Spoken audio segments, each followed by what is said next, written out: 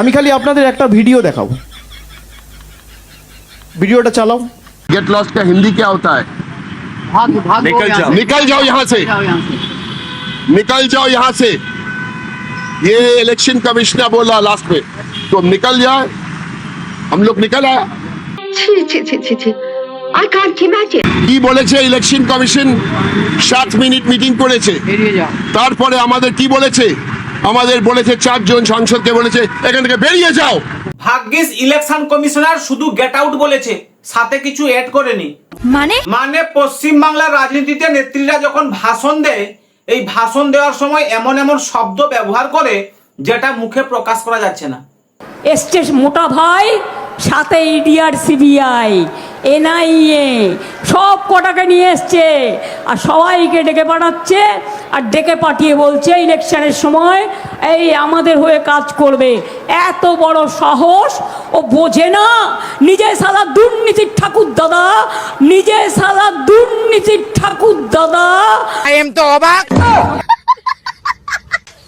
Action! মা দরজা খুলে দেখে তোরে হাবো লেগেছে।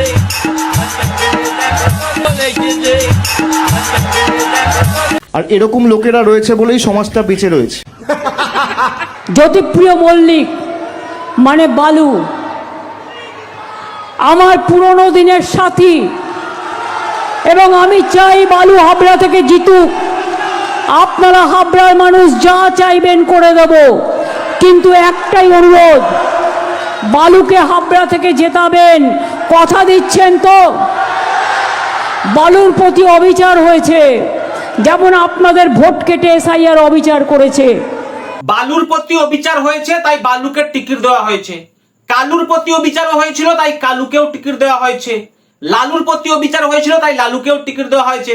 তাহলে পার্থ কি দোষ করলো? তাকে কেন টিকিট দেওয়া হয়নি? তার প্রতিও তো অবিচার করা হয়েছিল। ওরা তো ভালো কাজ করেছে, চোর হোক জাত ভালো। শঙ্কর মন্ডল যখন নমিনেশন জমা দিতে এসে বলছেন চাল চোরকে হারাবো, কি বলবেন এই বিষয়ে? দাদা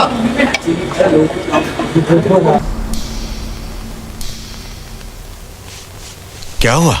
What's happening? नंगा करके नहला रहा है। अरे बोलना बुढ़े, बोलती क्यों बंद हो गई? কি বলবেন এই বিষয়ে? দাদা বালুদা তো কোনো উত্তরই দিলেন না। তবে হাওড়ার জনগণ বলছে চাল চোরের মুখ দিয়ে কোনো আওয়াজ নেই, তাই চোর মুক্ত হাওড়া চাই। ভাই, তৃণমূলের কিছু কিছু নেতা নেত্রীদের কথা শুনলে মনে হয় ভোটাররা যেন তাদের কেনা গুলাম। क्या बात कर रहे हैं? মদ মাংস খাওয়ার টাকা নিচ্ছে আর দেয়ালে পদ্ম ফুল আঁকছে।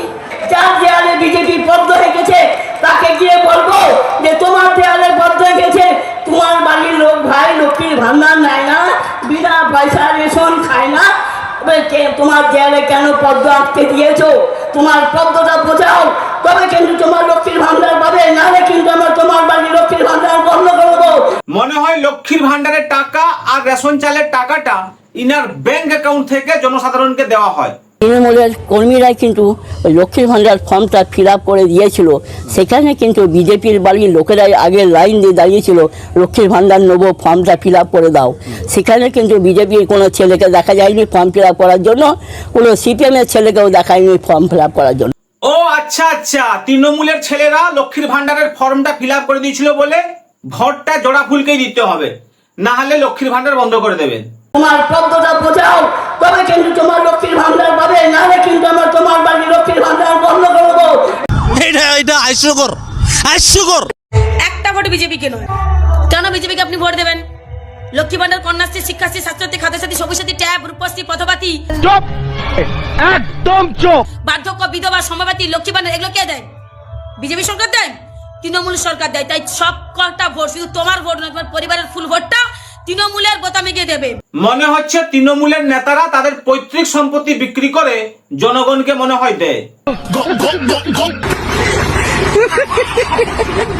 আমরা তৃণমূল কংগ্রেস করি। হ্যাঁ, সে তো তোকে দেখলেই বোঝা যায়। চ্যাংরামো হচ্ছে, এটা একটা বলবার মতো একটা লিমিট লাগবে। ভাই, আমাদের মাননীয়া 2093 সালে পৌঁছে গেলেন, অথচ চটিচাটারা 2026-এও পরে পরে চটি চেটেই যাচ্ছে।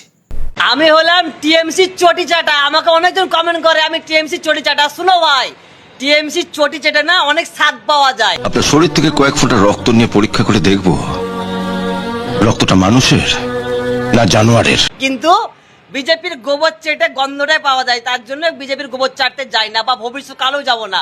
টিএমসি চটি আজও চাটছি, ভবিষ্যৎকালেও চাটব। দেখ চটিতে কিন্তু গু লেগে থাকে, সেই গুয়ের স্বাদটা কেমন বল?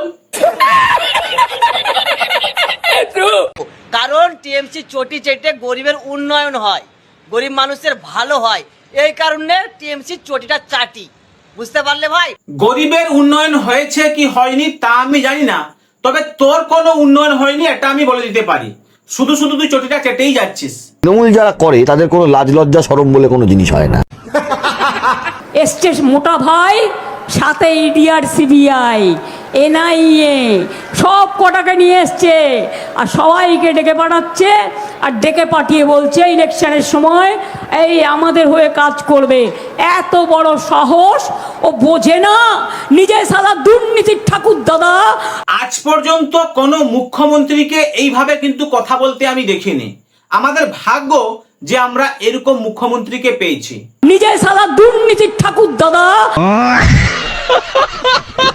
শ্রীকৃষ্ণ কি বলেছিলেন জানেন?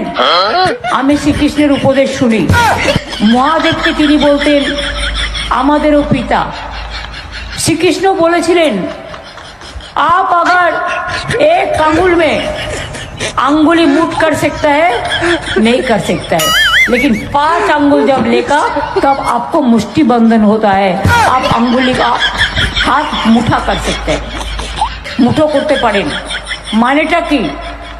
একটা ধর্ম থাকলে সব কিছু চলে না, একটা রং থাকলে সব কিছু চলে না। এখানে আমার কিছু কিন্তু বলার নেই, কারণ আমি তো তখন জন্মাইনি। হ্যাঁ, হয়তো মাননীয় আমাদের জানেন, কারণ মাননীয় অনেক দিন আগে জন্মেছেন আর 2093 সালে উনি দেখে নিয়েছেন। 2093 সালের কথা বলছি, 2093 সালের কথা বলছি।